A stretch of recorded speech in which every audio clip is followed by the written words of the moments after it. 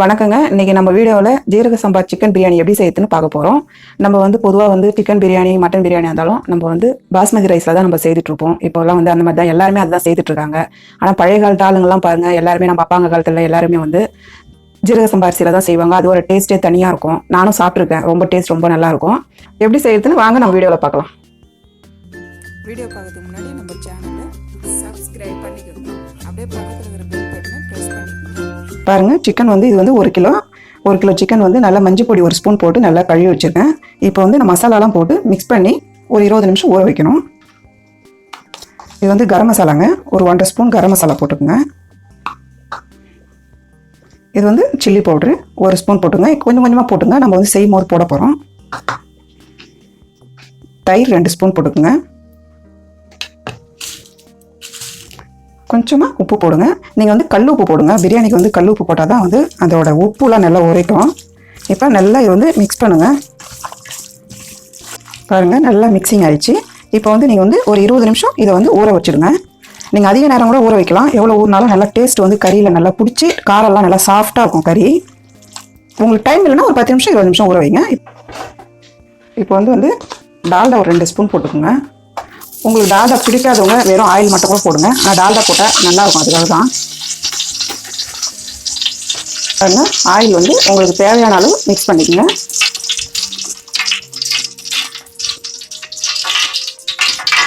பாருங்க, பட்டை ஸ்டார் பூ 2, ஏலக்காய் ஒரு 3, இலை ஒரு 4 போட்டுக்கோங்க. நம்ம ஏற்கனவே கொஞ்சம் கரம் மசாலா போட்டிருக்கோம். அதனால் நீங்கள் கொஞ்சம் மசாலா பிடிக்காதவங்க கம்மியாகவே போடுங்க. ரொம்ப விரும்பி சாப்பிட்றவங்க நீங்கள் இந்த மாதிரி அதிகமாகவே போடலாம். பாருங்கள், 5 வெங்காயம் நான் கட் பண்ணி வச்சுருக்கேன். இதை ஆட் பண்ணிங்க. வெங்காயம் நல்லா வதங்கணும். கலரே டோட்டலாக மாறணும். இந்த ஒயிட் கலர் இல்லாத ப்ரௌனாக வரணும். ஏன்னா பிரியாணிக்கு வெங்காயம் ரொம்ப நல்லா வதங்கினா தான் ரொம்ப டேஸ்ட்டாக இருக்கும். இங்கே பாருங்கள், இந்த மாதிரி வரணும். இப்போ இந்த மாதிரி ப்ரௌன் கலரில் வந்து பாருங்கள். இந்த மாதிரி வர டைமில் நம்ம இப்போ தக்காளி நான் 3 தக்காளி தான் போட்டுக்கேன். ஏன்னா வெங்காயம் 5, தக்காளி 3. தக்காளி அதிகமாக போடக்கூடாது, கம்மியாக தான் போடணும். பிரியாணிலாம் எந்த பிரியாணிக்காக இருந்தாலும் தக்காளி கம்மியாக தான் போடணும்.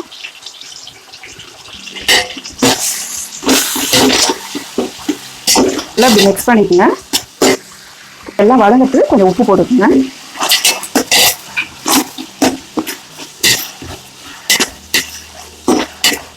தக்காளி நமக்கு இருக்கிறதே தெரியக்கூடாது, நல்லா குழஞ்சிடணும். இப்போ ஒரு 7 பச்சை மிளகாய் வச்சுருக்கேன். முழுசாக தான் போடணும்.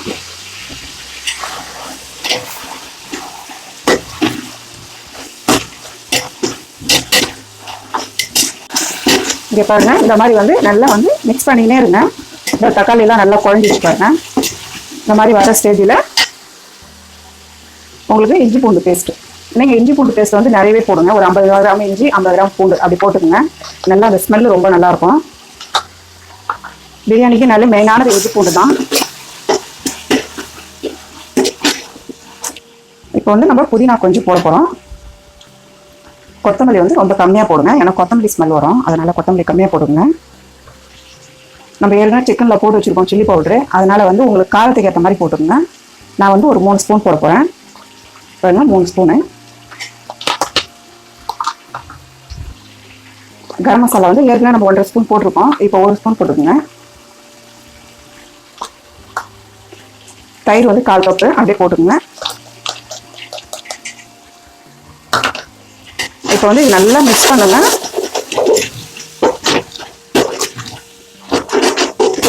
நல்லா இந்த மாதிரி மிக்சிங் ஆகிடணும். நம்மளுக்கு பிரியாணியோட ஸ்மெல்லே அரிசி போடுறதுக்கு முன்னவே நல்ல ஸ்மெல்லு நல்லா வந்துடும். பாருங்க, வாசனை எவ்வளோ நல்லா வருது பாருங்க. ரைஸ் போடுறதுக்கு முன்னாடியே பிரியாணி வாசனை வந்துடுச்சு பாருங்க. இந்த மாதிரி செய்யறதுல தான் இருக்குது நம்ம. இப்போ நம்ம சிக்கன் போடலாம்.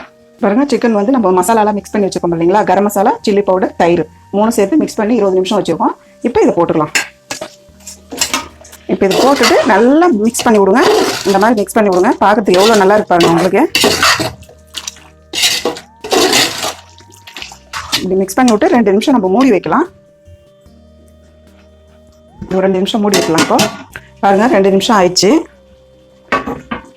இதுலேயே ஒரு 2 நிமிஷம் நல்லா வெந்துச்சுங்களா? இந்த மாதிரி மிக்ஸ் ஆகி நல்லா வெந்துச்சு. இப்போ நம்ம தண்ணி ஆட் பண்ண போகிறோம். இப்போ வந்து நம்ம ரைஸ் வந்து 1 கிலோ ரைஸ் அது. இப்போ நான் வந்து 5 கிளாஸ் தண்ணி ஊற்ற போகிறேன். ஏன்னா நமக்கு வந்து ஏற்கனவே வந்து இதில் தண்ணி இருக்குது, சிக்கன்லாம் தண்ணி இறங்கியிருக்கு இல்லைங்களா, அதனால் 5 கிளாஸ் தண்ணி. 5 கிளாஸ் தண்ணி ஊற்றிருக்கோம். உப்பு வந்து ஏற்கனவே நம்ம போட்டிருக்கோம், சிக்கன்லேயும் போட்டிருக்கோம், வதக்கும் போது போட்டிருக்கோம். அதனால் வந்து திட்டமாக பார்த்து போட்டுக்கணும். தேவையான உப்பு கரெக்டாக போட்டுக்கணும்.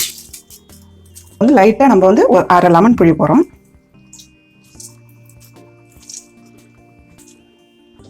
இப்போ வந்து நம்ம ஏற்கனவே கொஞ்சம் வந்து வதக்கி வச்சுருக்கோம் புதினாலாம். இப்போ நம்ம அப்படி பச்சையாக கொஞ்சம் போட போகிறோம். கொத்தமல்லி கொஞ்சம் கொஞ்சம் போட்டுக்கோங்க.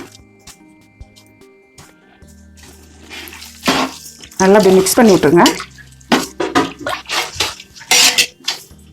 10 நிமிஷத்தில் கொதி வந்துடும். வந்த உடனே நம்ம ரைஸ் போடலாம். 10 நிமிஷம் ஆயிடுச்சுங்க. இப்போ நம்ம ஓப்பன் பண்ணி பார்க்கலாம். பாருங்கள், இந்த அளவுக்கு நல்லா கொதிக்கணும். பிரியாணின்னா இந்த மாதிரி தண்ணி நல்லா கொதிச்சாதான் நம்ம ரைஸ் போடணும். அப்போ தான் வந்து டக்குன்னு நமக்கு ரெடி ஆகும். ஏன்னா இது வந்து குக்கர் பிரியாணி கிடையாது, டம் பிரியாணி. இப்போ வந்து நம்ம 20 நிமிஷம் ரைஸ் ஊற வச்சுருக்கோம். இந்த தண்ணியோட அப்படியே போட்டுருங்க.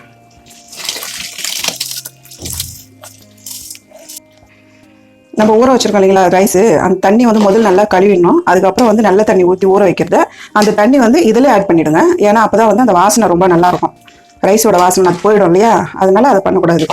இதில் ஆட் பண்ணிவிடுங்க. இப்போ வந்து நல்லா அப்படி கிளறி விடுங்க. ஒரு 10 நிமிஷம் நல்லா கொஞ்சம் ஹையில் வைங்க அடுப்பு. அதுக்கப்புறம் வந்து நம்ம கொதி வந்தோடனே குறைச்சிடணும். இப்போ நம்ம ரைஸ் போட்டிருக்கோம். 10 நிமிஷம் ஆயிடுச்சுங்க. இப்போ நம்ம ஓப்பன் பண்ணி பார்க்கலாம். வாவ், எப்படி இருக்கு பாருங்க, செமையாக இருக்குது. வாசனை ரொம்ப நல்லா இருக்குது. எனக்கே சாப்பிடணும் போல் இருக்குங்க பார்க்கும்போதே. பாருங்கள், இந்த அளவுக்கு வரணும். தண்ணி நல்லா ட்ரை ஆயிடுச்சு. இப்போ வந்து நம்ம அடுப்பு வந்து ரொம்ப சிம்மில் வச்சுருங்க. பாருங்கள், திட்டமாக பதமாக வந்துருச்சு. கரெக்டாக இந்த அளவுக்கு இருக்கணும் பதம். இப்போ வந்து ஸ்டவ் ரொம்ப சிம்மில் வச்சுருங்க. வச்சுட்டு நம்ம வந்து எதுவும் வந்து நம்ம கேஸ் மேலே வந்து டம் இதெல்லாம் போட முடியாது இல்லைங்களா, அதனால் அடுப்பே நீங்கள் சிம்மில் வச்சுட்டிங்கன்னா உங்களுக்கு கரெக்டாக வந்துடும். இது ஒரு 5 நிமிஷம் வெயிட் பண்ணுங்க. இப்போ 5 நிமிஷம் ஆயிடுச்சுங்க. பாருங்கள், கரெக்டாக ஆயிடுச்சு பாருங்கள். இந்த மாதிரி தான் இருக்கணும். இப்போ வந்து நம்ம வந்து ஒரு 2 ஸ்பூன் வந்து நெய், அதிக நெய் போடாதீங்க, அதனால் கம்மியாக ஒரு 2 ஸ்பூன் போட்டு நல்லா கிளறி விட்டுருங்க. ஏன்னா அந்த டேஸ்ட் ரொம்ப நல்லாயிருக்கும். ரொம்ப அதிகம் போட்டாலும் வெறும் நெய் வாசனையே வரும், அதுக்காக தான் கம்மியாக போடணும். இப்போ போட்டு இப்படி கிளறிடுங்க. ஃபுல்லாக அப்படி மிக்ஸ் பண்ணி விட்டிங்கன்னா உங்களுக்கு வந்து நெய் வந்து எல்லா இடமும் மிக்சிங் ஆகிடும். சீரக சம்பா சிக்கன் பிரியாணி ரெடி ஆகிடுச்சுங்க.